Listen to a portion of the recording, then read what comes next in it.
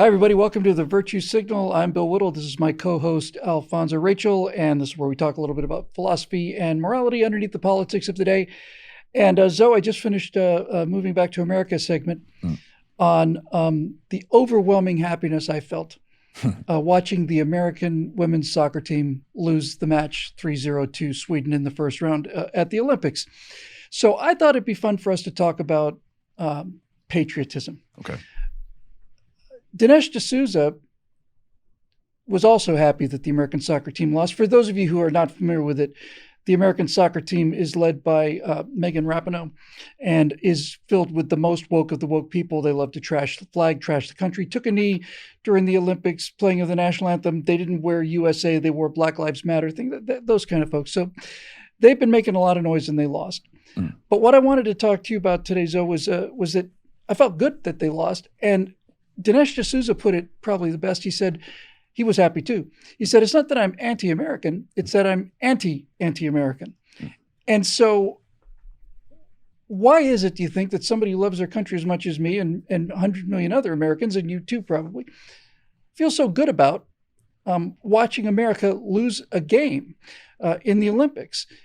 It tells me that there's something about the idea of the country beyond just the fact that, oh, okay, so there's our flag and here's this year's crop of athletes that we have to support.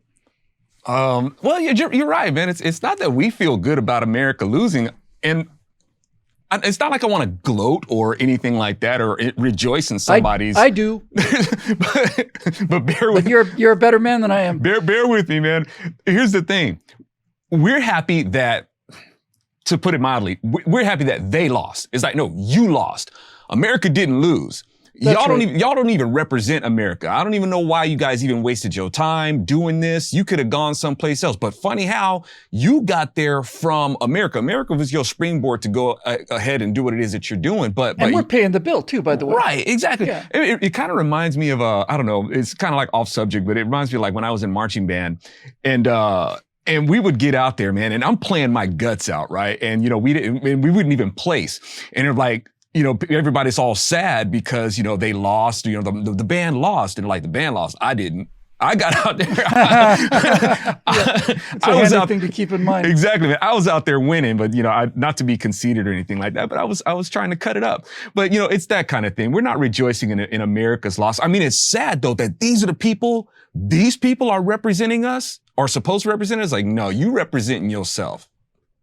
Well, there's a picture that I used in that segment from just before the U.S. team lost to Sweden 3-0, which they tell me in soccer is a big win. It's a field goal, man. But there's a picture of the American women's team all taking a knee, except it's like Megan is on the left, and there's like 3 or 4 women, and then there's another 3 or 4 women, but between them are 3 women who are standing up while the rest of their teammates are taking a knee, and they got their head held high. And I said to myself, God bless these women, and that's not just something they have to deal with on a photo shoot basis. If they're going to stand for the national anthem in the face of this rest of this heat, they have to put up with this all the time from the rest of their teammates. So it's not like there is no patriotism anymore. It seems to me that in the case of these women, that people like Megan are so filled with themselves, they're so full of themselves, and so the country is secondary to them, and they think what I feel is more important. They're not representing America; they're representing themselves. America's along for the ride.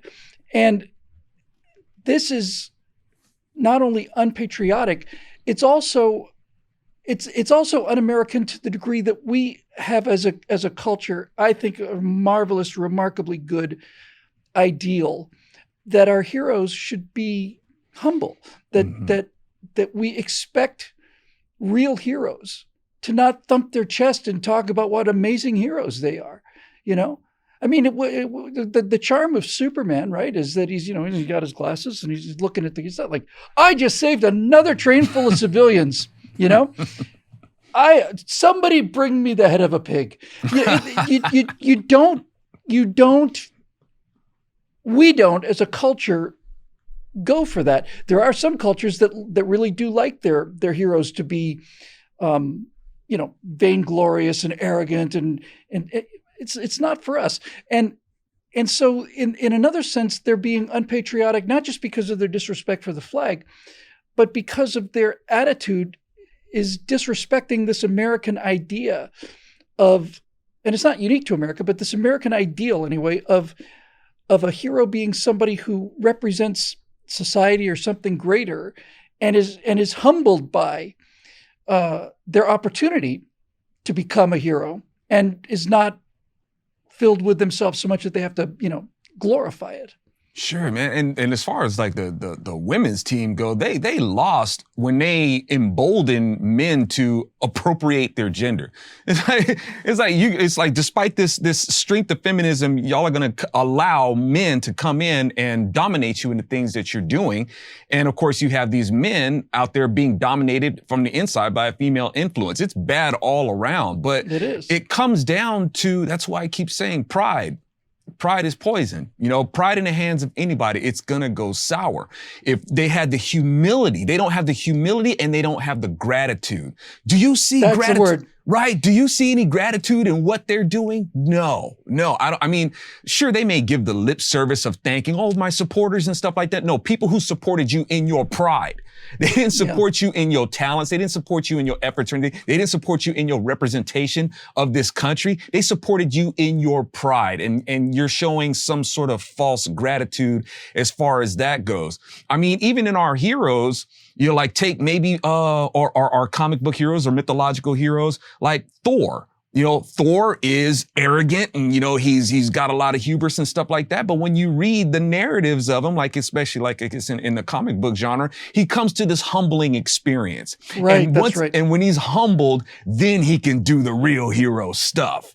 And for these people, I don't know what humbling experience it's going to take for them, but they're driven by, once again, it's driven by the coin of pride and insecurity. These are terribly insecure people. Absolutely, while being yes. being very proud people. It's such a weird dynamic between those two things. So let's get off of the recent thing with the Olympics and staying on the theme of patriotism. I'd like to get your opinion on an expression that was in wide use, at least 100 years ago, probably a little longer than that. But there's a quote from somebody, an American, who said, I would always wish my country to be right, but it's my country, right or wrong. Mark Twain had a big problem with that. He basically said, look, you love your country. The government is not the country. The system is not the country. You love the country. You love the idea of the country. And that this idea that, it's something, we just did something as a country that's morally abhorrent. We don't do an awful lot of that. In fact, I think we do very, very little of it. But nevertheless, I think it is important that you're able to face the aspects of patriotism that, like anyone else or any other country, there are failings. And I think what I'm trying to say is to blind yourself to those failings with the big number one, foam finger is not patriotic either. This is the problem right now. The problem is not that people are criticizing America. It's that they're criticizing America by 7 or 8 orders of magnitude out of proportion to what it deserves. But there are people and there are times when just blind patriotism, will get people to rally behind a cause that is not worthy of the country. Man, and that's, we come back to this, and I forgive me if for the audience, if I sound redundant when I say this, that's why I keep saying based on what? When we have this, this morality or, whether it's pride or justice, according to what? What is this basis? What is the standard that we're going to base this on? Because what we end up having, Bill, is that we end up having the moral Olympics. We end up having the you betcha, every day. Exactly. The victim Olympics, the justice Olympics. People out there in this competition of who's more moral, who's struggling the most, who's doing this and who's doing that. And once again, it's all based on pride. When at the end of the day, somebody is trying to one up someone else in this supremacy, and the ones of morality or victimhood or the one who has the authority to just keep America in this indictment. Well, where does it stop? What is the goalpost, this phantom goalpost that keeps on moving? So we got to keep going through this, over and over again in a country that too many people have misunderstood when we're talking about a country that recognizes your God-given freedom, your God-given right to think for yourself. And it's like, okay, you guys this is what you want to do with your freedom? Really? But who am I to say? Until they want to take their ideas of liberty and freedom and make it policy for us to live by, thereby making us forfeit our right to think and live free and give freely and stuff like that. But you have these moral, so-called woke supremacists who really believe that other people are inferior to them. And just the irony of it is that these people claim to hate supremacy, and they associate supremacy with being white. Yet that is what they are obsessed with. So it's Twilight Zone stuff, man. Surely is.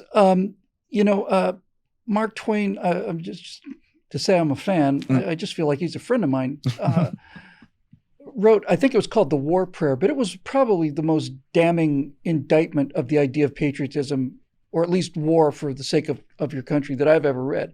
He wrote a much longer essay, I think, called To the Person Sitting in Darkness, and he was talking about the Spanish-American War.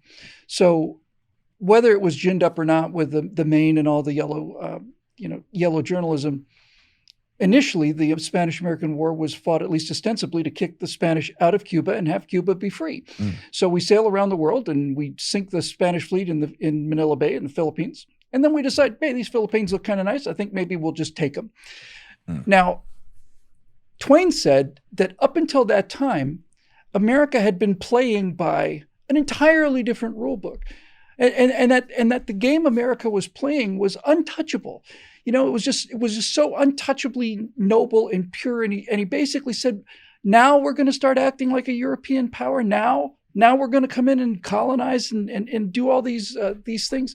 I personally think that little moment in the Philippines, right at the very, very end of the 1800s, early 1900s, was about maybe 10 years, when America actually did act as if it was an imperialist power. And this is what it's been accused of, ever since then. But as a country, there's never been a power in the world, in the history of the world, that behaves with this kind of magnanimity. We fight we're fighting Germany and Japan, two countries that were an existential threat to everything we believe in, antithetical to everything we believe in, brutally fought. And the second the war is over, we reach down and help these people up and rebuild their economy. It's never been done before. When a country let's come back to the Philippines. Like when the Philippines decided that they didn't want American troops there, we left Subic Bay and we left the airfield there, the Clark Air Force Base. Now the Soviets have them, but the Russians do. But my point is that as a country, there has never been a more moral power in the world. You can claim a superior morality to America's track record if you're Luxembourg and don't have to do anything. And that goes for you too, Sweden. But in terms of countries that have had to insert themselves into the power structure of the world, there has never been, and I suspect never will be, a militarily dominant power, culturally dominant, scientifically dominant, economically dominant power that has behaved itself as well, just as well-mannered as America really is. Yeah, and it's like you say, no good deed goes unpunished. And usually when nations will do something like help out another nation, you belong to them now. You in their pocket, and it's typical of people to project that same thing onto America. The history is wrought with these imperialistic maneuvers and stuff like that, where a nation will take over a nation, and for some reason, somehow America has become the innovator of these things. America is this imperialistic faction. It innovated slavery. And it's like, these things were going on for a long time, right? How is it that America is constantly being judged for these things, taking over nations or nation building or stealing their resources and stuff like that? No, that stuff has been going on long before America, but it's because America is this melting pot. I think just what happens that is people come here and they bring, it's like one of those things that can't be helped. And this is why the word of God talks about this with the Israelites. When the foreigner wanted to come in and be a part of Israel's nation, the word says you are to love the foreigner as your native born, right? Love them as your native born. And why is that? Why do you love the foreigner as your native born? Because when the native born, in order for the foreigner to come in and be loved as the native born, that means that the foreigner has to assimilate to the laws that the native born was under. We will love you according to that, but you can't come in and project your culture onto our culture and impose it's like if you see that we're ordered to bring a military campaign here or to spread our territory here, we're not doing it for the frivolous sake of, hey, you have our resources and we want them. No, what you're doing with your resources causes disease. It spreads oppression. It spreads a whole lot of problems. And if we have to go scorched earth on you, we will. That's a totally different approach than saying, hey, we want your territory and we're just going to take it. But that's why, the Lord tells them, you have to know and makes these distinctions about who's going to be coming in. And these are the things that need to be understood quite clearly. If not, these prejudices will infiltrate your nation, and your nation will somehow become the bad guy, and it will rot from within. Yeah. I remember back during the Iraq invasion and in the years afterwards when people said, oh, it was just a war for oil. I remember thinking to myself, and occasionally having a chance to deploy this against people who had that opinion. I said, well, I know a little bit about military strategy. And if this was a war for oil, what it would look like is we wouldn't give a damn about the cities. We wouldn't have police. We wouldn't have troops in the cities trying to maintain order and open schools and keep voting honest. We would put an armored cordon around the oil fields, and we'd put air cover over the convoys. We'd take it from the oil fields to Basra, load it onto American tankers, and ship it on out of there. And that's not what we're doing. It's nothing close to what we're doing. And in 1991, we were sitting on top of the Kuwaiti oil fields that were all burning because of Saddam Hussein. We put out the fires, and then we came home. So this negative image of America doesn't hold any water, and it never has. Right. And this is the point that I'd like to close with. The destruction of the American ideal is not coming from foreigners. The immigrants tend to be the most pro-American people I've ever met. The people who are trying to defame the country are people here and around the world. And the reason that they hate America so, and the reason that this ongoing coordinated push has been going on for 80 years now or something, or longer, is because America truly is, honestly is, the only obstacle to tyranny in the world. Not just the American power, not just the power of our culture and the military and the economy, all of it. America, as an example, is a fatal obstacle to tyranny and authoritarianism and totalitarianism anywhere. And that's why totalitarians and authoritarians and fascists and all the rest understand that if you're going to have power even over your own people, you have to, if not destroy America, you have to destroy the idea of America, which really comes down to the same thing. Definitely. And that's, the Lord talks about, if you try to enter in my sheep pen outside of my protocols, you want to try to climb in through the side gate or whichever, I'm going to call you a criminal. That's what he says. And now in America, is there evils associated with America? Of course there is. Have things been done and injustice be done? Of course, nobody's perfect. But when we say that these things haven't been done or try to, mitigate these things to preserve the image of America, like once again, we actually give the guilty parties a pass. There is a guilty party of these things and injustice has been done. And let's not forget that is the Democrat Party. The things that America is so still so bitter over the injustice, particularly our domestic injustices, quote unquote. That's not an American thing. That's not an American behavior, an American attitude. That's not what we're built on. But you can't get away from the fact that you're going to have people who are going to take gross liberties with that. People who are going to assume to have their own truth and do what it is they want to do because they have a perverted idea of what freedom is. That's where the Democrat Party is, and they have done these things, and they still have yet to be held to account. But we're just trying to live our lives, man. We're just trying to represent, between, I think you are trying, I'm trying, our audience is trying to say, look, man, can we just hold up the idea of what this nation was founded on and try to enjoy that? But the thing is, it has value. So you don't just get to enjoy it. It has to be maintained. It has to be defended. And we have in our borders, people who have been trying to tear that down for years. This ain't a new thing with the Democrats. It's not new. They've been doing it for years. And that's where these injustices are coming from, and they have to be called to account. Yeah, well, as I said in the Moving Back to America segment on this, it's appalling and shaming that we would send such anti-Americans to represent America as the American women's soccer team. But it's also tremendously good news and a good sign that for the first time in Olympic history, a country has cheered for its team to lose because nobody wants what these woke mongers are trying to shove down our throats. That'll do it for this edition of the Virtue Signal, made possible by the members at BillWhittle.com. We'd love to have you if you want to become one. Just go over to BillWhittle.com. You can become a member, or you can hit a one-time donation if you like. And until next time, for Alfonso, Rachel, I'm Bill Whittle. Thanks for joining us. We'll see you on the Virtue Signal.